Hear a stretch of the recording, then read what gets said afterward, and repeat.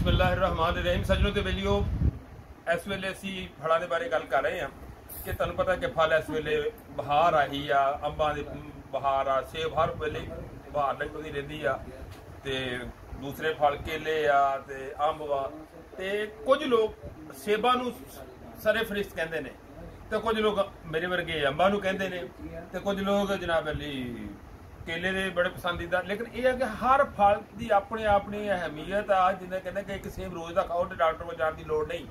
इस तरह अंब के बारे कहा जाता है कि तुहानूं अगर कब्ज़ आ या कोई विटामिन सी की कमी आ या विटामिन ए की कमी आ तो तुसीं अंब का इस्तेमाल करो। आयरन की कमी आ अंब बेहतरीन आ। इस तरह एक जनाब अली गर्मा ये भी बहुत सारे मिनरल विटामिन ने ते सेब महंगा होने के बावजूद भी सेब एक फल जिहड़ा बस सदा रहिंदा, लेकिन उस तो वध के अंब असीं अंब नूं नंबर देवांगे क्योंकि अंब साडे बड़े शरीर दा सब तो ही खूबसूरत फल वा।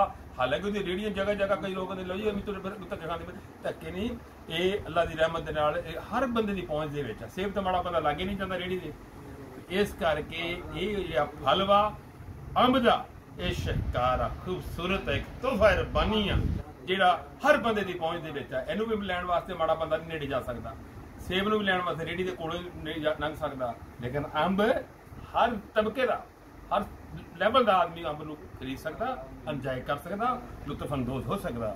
मेरा तो यही पैगाम आ।